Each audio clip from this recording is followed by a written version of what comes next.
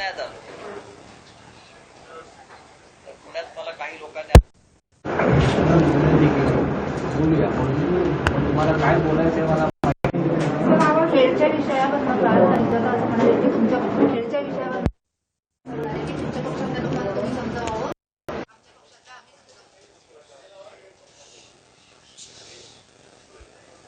खेळचा विषय जो आहे याच्यामध्ये शिवसेनेचे जे सभापती आहेत ते सभापती पद त्याच्यावरती आणलेला अविश्वास ठराव आणि त्यानिमित्तानं झालेला गोंधळ हा सरळ सरळ शिवसेनेवर अन्याय आहे. शिवसेनेचे सदस्य पळून नेणं, फोडणं, याच्यामध्ये कोणी कोणाला समजवायचं. कोणीतरी त्यांना आमिष दाखवलेलं आहे, प्रोत्साहन दिलेलं आहे फुटण्यासाठी, बाहेर पडण्यासाठी. आणि ते कोणी दाखवले, ज्यांच्याबरोबर ते गेले त्यांनी दाखवलेलं आहे. आमचा प्रश्न इतकाच आहे की आपण एकत्र काम करतोय सरकारमध्ये, एक उत्तम प्रकारे सरकार महाराष्ट्रात सुरू आहे, 3 पक्षांचा उत्तम समन्वय चालवतात आणि तो प्रदीर्घ काळ राहावा अशी आमच्या सगळ्यांची इच्छा आहे. अशा वेळेला खेळ सारख्या जेव्हा घटना घडतात तेव्हा कुठेतरी कटुता निर्माण होते आणि आम्ही या संदर्भात कधीही राष्ट्रवादीच्या वरिष्ठ वरती कुठलाही आरोप त्याचं खापर फोडलेलं नाही. ना माननीय शरद पवार साहेब, ना या जिल्ह्याचे पालकमंत्री किंवा उपमुख्यमंत्री अजित पवार किंवा सुप्रियाताई सुळे किंवा त्या भागातले जे गृहमंत्री आहेत राज्याचे दिलीप वळसे पाटील, आम्ही कोणावरही या संदर्भातलं खापर फोडलेलं नाही. हा पूर्णपणे खेड विधानसभा मतदारसंघासपास त्या भागाचे जे आमदार आहेत, हा दिलीप मोहिते, हा त्याने घडवून आणलेला विषय. पण त्याने जरी घडवून आणलेला विषय होता तरी या जिल्ह्याचे, या भागाचे महत्त्वाचे नेते म्हणून आमची अशी अपेक्षा आहे की अजितदादा पवार यांनी यात लक्ष घालायला हवं होतं. आमच्या पक्षाच्या प्रमुख लोकांनी राष्ट्रवादी काँग्रेसचे प्रदेशाध्यक्ष जयंतराव पाटील यांच्याशी या संदर्भात चर्चा करून कल्पना दिली होती की असं असं होतं आणि आपण त्यात लक्ष घाला. मी कालही सांगितलं खेळला की स्थानिक पातळीवर राजकारण होत असतं, कुरघोड्या करत असतं, पण त्या कोणत्या स्तरापर्यंत आपण करू शकतो हे ठरवायला पाहिजे. अशी संधी आम्हालाही मिळेल पण आम्ही ती करणार नाही. जर आम्हाला अशी संधी मिळाली तर आम्ही नक्कीच या संदर्भात त्यांचे प्रदेशाध्यक्ष असतील किंवा अजितदादा पवार असतील त्यांच्याशी बोलू की बाबा तुमचे लोक हे आम्हाला आमच्यापर्यंत आले आहेत आणि त्यांना तुमचा पक्ष सोडायचा आणि आमच्याकडे यायचं, तर तुम्ही तुमच्या लोकांना आधी सांभाळा. हे आम्ही सांगू शकतो. सत्तेचा फायदा राज्याचे मुख्यमंत्री हे आमचे शिवसेनेचे जरी असले तरी आज आम्ही त्यांना महाविकास आघाडीचे मुख्यमंत्री म्हणतो, राज्याचे मुख्यमंत्री म्हणतो. हीच भूमिका ठेवून जर सगळ्यांनी काम केलं तर हे सरकार पूर्ण काळ चालेल आणि त्या पलीकडे जाऊन सुद्धा आपल्याला ही महाराष्ट्राची सत्ता टिकवता येईल. एवढंच माझं म्हणणं आहे. काल मी जे खेळला आलो ते माननीय मुख्यमंत्र्यांच्या सूचनेनुसारच आलेलो आहे. जे आमचे पक्षप्रमुख आहेत त्यांचीच भूमिका तिकडे मांडली आणि राज्यात जिथे जिथे शिवसेनेला त्रास होईल किंवा त्रास देण्याचा प्रयत्न होईल सत्तेच्या माध्यमातून तिथे मी जाणार. कारण शेवटी माझं नातं माझ्या पक्षाशी आहे, आमच्या शिवसैनिकांशी आहे. माझा पक्ष टिकवणं आणि शिवसैनिकांना जर कोणी त्रास देत असेल, जर कोणी शिवसेनेचे पाय खेचत असेल तर नक्कीच तिथे जाऊन आम्हाला उभं राहावं लागेल. सत्ता असेल किंवा नसेल याच्याशी काय आम्हाला पडलेलं नाही. सत्ता असली किंवा नसली तरी शिवसेना आमच्यासाठी महत्वाची आहे, लक्षात घ्या. सर, आता महाराष्ट्र अन्न कोठे विविध नियम घालून दिलेले आहेत, तुम्ही कसं बघताय? ही चांगली गोष्ट आहे की महाराष्ट्र अनलॉक होतो आणि खूप काटेकोरपणे, काळजीपूर्वक, अत्यंत सावधगिरीनं महाराष्ट्राच्या मुख्यमंत्र्यांनी हे हळूहळू जिल्ह्यानुसार प्रत्येक पायरीवर निर्बंध कसे कमी करायचे, लोकांना त्रास न होता याची आखणी केलेली आहे. याबद्दल खरं म्हणजे राज्याच्या मुख्यमंत्र्यांच्या नेतृत्वाचं कौतुक केलं पाहिजे की नक्कीच निर्बंध काळामध्ये जनतेला त्रास होतो, रोजगाराचा विषय आहे, अनेक विषय, आर्थिक उलाढालीचा विषय आहे, सगळ्यांचा विषय आहे. सगळ्यात जास्त फटका वृत्तपत्रांना बसलेला आहे, मीडियाला बसलेला आहे, पण आपण पण ते सहन केलं. पण आता हळूहळू महाराष्ट्र त्यातून बाहेर पडतोय, ही चांगली गोष्ट आहे. मुद्दा असा आहे, मुदतीवारांनी अगोदर घोषणा केली, नंतर सीएमओने ते कॅन्सल केलं, आता परत रात्री 1 वाजता सीएमओला खुलासा देऊन काही दबाव आहे का सीएम साहेबांनी याच्यावर? मला असं वाटत नाही. कारण स्वतः सीएम साहेब म्हणले की 15 दिवस महाराष्ट्र लॉक राहणार, त्यानंतर पुन्हा अनलॉक होतंय. चाललंय काय नेमकं आघाडीचं? काही चाललेलं नाही, व्यवस्थित चाललंय. तुमच्यापर्यंत व्यवस्थित बातम्या येत आहेत, खुलासे व्यवस्थित होत आहेत. कधी कधी असं होतं. जबाबदार कोणी नाही, थोडासा उत्साह असतो लोकांपर्यंत जाण्याचा सगळ्यांचाच, पण या गोष्टीकडे दुर्लक्ष केलं पाहिजे आणि महाराष्ट्राची स्थिती सुधारते याकडे पाहिलं पाहिजे. बोला. पुणे शहरात विधानसभा निवडणुकीमध्ये शिवसेनेला एकही सीट मिळाली, जागा वाटपात आहे. आता महापालिका निवडणूक आहे, 3 पक्षांचं आपलं आघाडी आहे, तर पुण्यात परिस्थिती काय असेल? शिवसेना किती जागांवर स्टेक सांगते? आम्ही आता त्या संदर्भातच आमची बैठक सुरू आहे सकाळपासून. सतत मी बोलतोय. आमचे दोन्ही शहर प्रमुख असतील किंवा महानगरपालिकेतले आमचे प्रमुख नेते असतील, सगळे आम्ही दोन्ही पर्यायांचा विचार करतो आहोत. तर महाविकास आघाडी म्हणून लढायचं झालं तर, आणि स्वतंत्रपणे जर लढायचं झालं तर काय, या दोन्ही पर्याय आणि तयारी आमची पूर्ण आहे. अर्थात भारतीय जनता पक्ष सत्तेवर आहे, त्यानंतर मोठा पक्ष म्हणून राष्ट्रवादी काँग्रेस पक्ष आहे. इथे काही झालं, जरी आघाडी झाली किंवा युती झाली एखाद्या पक्षाबरोबर, तरी शिवसेना किमान 80 जागा आघाडीमध्ये युतीमध्ये लढेल पुण्यामध्ये, हे नक्की. आणि त्या संदर्भातली तयारी आमची पूर्ण होते. मुंबईमध्ये काय असणार चित्र? म्हणजे पुण्यामध्ये जसं तुम्ही आघाडी कन्सिडर करताय तसं मुंबईचं आम्ही अशी अपेक्षा ठेवतो की ही आघाडी स्थानिक स्वराज्य संस्थांमध्ये राहावी. काँग्रेसची वेगळी भूमिका आहे. काँग्रेसने नाना पटोले परवा सांगितलं की आम्ही सगळीकडे स्वतंत्र लढणार. म्हणजे चांगली गोष्ट. नाना पटोले हे राज्याचे प्रमुख आहेत, आज त्यांचा वाढदिवस आहे. आपल्या माध्यमातून मी त्यांना शुभेच्छा देतो, पण त्यांनी जी भूमिका घेतलेली आहे स्वतंत्रपणे स्वबळावर लढण्याची आणि जिंकण्याची, त्यांनाही मी शुभेच्छा देतो. कारण असे स्वबळावर लढण्याचे प्रयोग प्रत्येक पक्ष करत असतो, केला पाहिजे. त्यांनी पश्चिम बंगाललाही तो करून बघितला स्वबळावर किंवा हे लढण्याचा. तर असे प्रयोग करत राहिले पाहिजे. आणि जर स्वबळावर काँग्रेस पक्ष केंद्रात सत्तेवर येणार असेल तर त्यासारखं ऐतिहासिक गोष्ट आहे. जर नरेंद्र मोदी आणि त्यांच्या पक्षाचा पराभव करण्याची ताकद स्वबळावर काँग्रेस पक्षाने निर्माण केली तर नक्कीच आम्ही त्यांच्या पाठीशी उभे राहू. पण पुण्यामध्ये शिवसेनेची संख्या आता एकाकडे झालेली आहे. पूर्वी 20 नगरसेवक होते. प्रत्येक निवडणुकीमध्ये ही संख्या कमी होत आहे.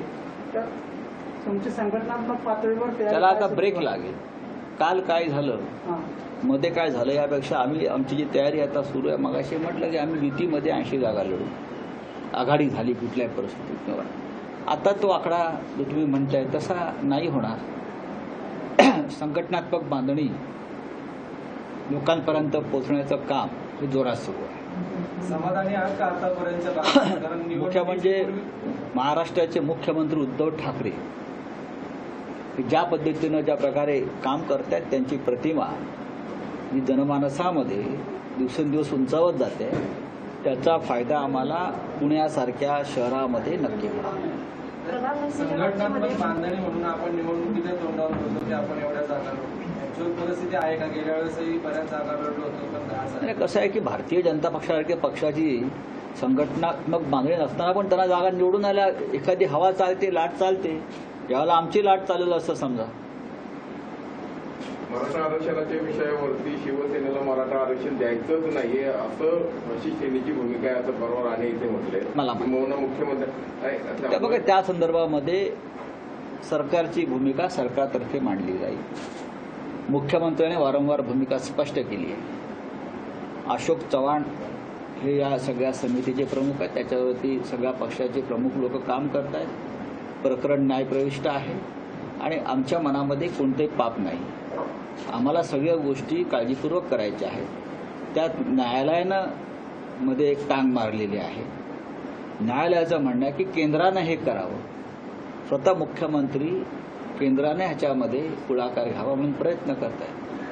आता भारतीय जनता पक्षाच्या नेत्यांना असं वाटत असेल की आम्ही काही करत नाही आहोत, तर ठीक आहे, आमची अपेक्षा आहे की केंद्रानं ताबडतोब त्या संदर्भात निर्णय आणि निकाल घ्यावा.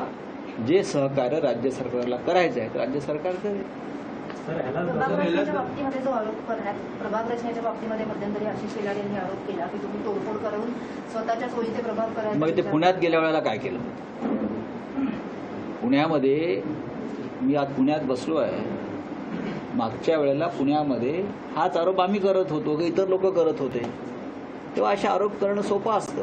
पण यावेळेसचं म्हणजे महाविकास आघाडी म्हणून भूमिका काय असणार आहे? महाविकास आघाडी म्हणून भूमिका आहे की सर्व स्थानिक स्वराज्य संस्थांमध्ये आम्ही विजयी व्हावं आणि त्यासाठी जे जे करता येणं शक्य आहे ते आम्ही करू. पण तो 1चा प्रभाग असेल, 2चा असेल की 4चा? या फार तांत्रिक गोष्टी आहेत. त्या तांत्रिक गोष्टीत मला तुम्ही पाठवा. पण त्याच्यामध्ये सगळं राजकीय ठरत असतं. नाही, ठरवू ना राजकीय, आम्ही पण राजकारण करू. सर, देवेंद्र फडणवीस काल एका मुलाखतीत म्हणाले की अजित पवारांसोबत जो पहाटेचा शपथविधी झाला, राष्ट्रवादीसोबत जाणं ही आमची चूक होती म्हणून. हे आम्ही तेव्हाही सांगत होतो. जेव्हा ते शपथ घेत होते तेव्हाही मी सांगत होतो की अजितदादा पवार संध्याकाळी परत येतील. ते सांगणारा मी पहिला माणूस होतो. सकाळी 10 वाजता त्यांनी जो सकाळी 7 वाजता शपथ घेतली असेल तेव्हा 10 वाजता मी सांगत होतो येऊन की असं काही नाही, ही फार मोठी चूक करतायत आमचे मित्र. संध्याकाळपर्यंत अजितदादा पवार आणि त्यांचे सगळे लोक पुन्हा आपल्या छावणीमध्ये आपल्या घरट्यात परत येतील. पण त्यांनी हे जोडून सांगितले की शिवसेनेने पाठीत खंजीर खुपसलं म्हणून मला मूव्ह करावं लागलं. शिवसेना जे शिवसेनेला ओळखतात, जे शिवसेनेचं चारित्र्य आहे, बाळासाहेब ठाकरेंनी जी शिवसेना घडवली, निर्माण केली, त्याच्यामध्ये पाठीत खंजीर खुपसण्याला आमच्याकडे स्थान नाही. आम्ही समोरून वार करतो. छत्रपती शिवाजी महाराजांचं आम्ही नाव सांगतो. छत्रपती शिवाजी महाराजांनी पाठीत खंजीर खुपसला नाही अफजल खानाच्या किंवा कोणाच्या. आम्ही समोरून वार करतो, छातीवर वार करतो आणि छातीवर वार झेलतो. बरं का? मग आम्ही परिणामांची पर्वा करत नाही. याच्यामध्ये पाठीमागून खंजीर खुपसावा असं काही घडलेलं नाही महाराष्ट्रामध्ये. 3 पक्ष ठरवून एकत्र आलेले आहेत, ते चोरून एकत्र आले नाही. त्यांनी एकत्र एक समान कार्यक्रम निर्माण केला सरकार स्थापनेचा, मतभेद बाजूला ठेवून, आणि त्या किमान कार्यक्रमावर, समान कार्यक्रमावरती राज्य सुरू आहे. याच्यामध्ये खंजीर खुपसणं वगैरे प्रकारचे शब्दप्रयोग आहेत ते आता महाराष्ट्रामध्ये फार गुळगुळीत झालेले आहेत. लोक विश्वास ठेवणार नाही.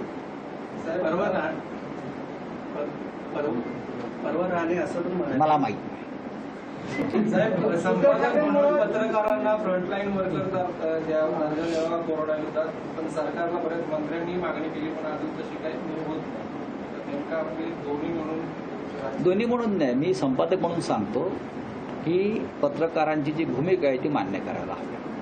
मी स्पष्टपणे सांगतो आणि त्या संदर्भात मी स्वतः सुद्धा माननीय मुख्यमंत्र्यांना एकदा भेटून विनंती केलेली आहे. आता त्यांचं काय अडचण आहे ते मी पाहतो. पण मला असं वाटतं की सकारात्मक आहेत मुख्यमंत्री. 1-2 दिवसात त्यांच्याशी मी चर्चा करेन. राणेंनी परवा असा आरोप केला की 12% मला त्याविषयी माहीत नाही.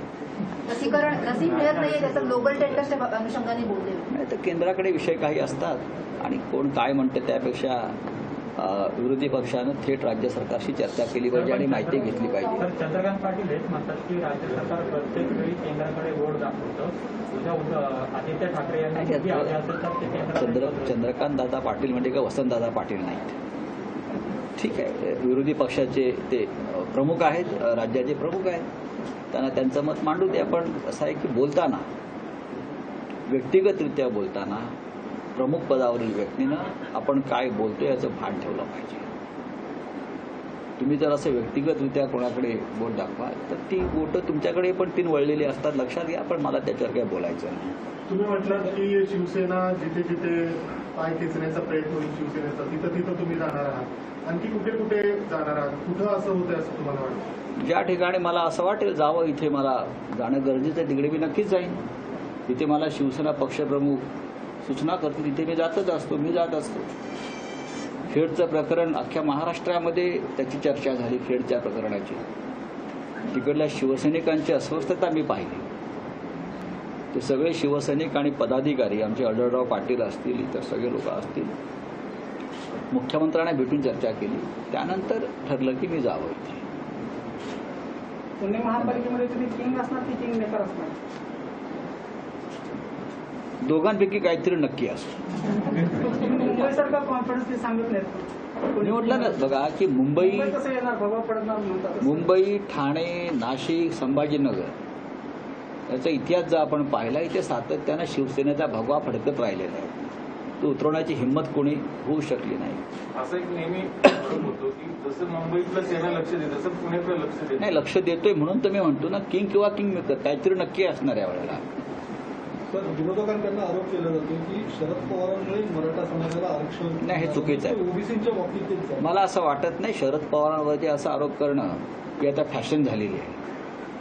कारण पवार साहेबांवरती आरोप केल्याशिवाय बातम्या होत नाही. जसं पूर्वी बाळासाहेबांवरती टीका केल्याशिवाय बातम्या होत नव्हत्या, ठाकरे न्यूज म्हणायचे, तसं त्या आता एक टोलेजंग नेतृत्व आहे. पण काही ठिकाणी काही प्रमुख व्यक्तींना आपण यापासून दूर ठेवलं पाहिजे. चला, धन्यवाद.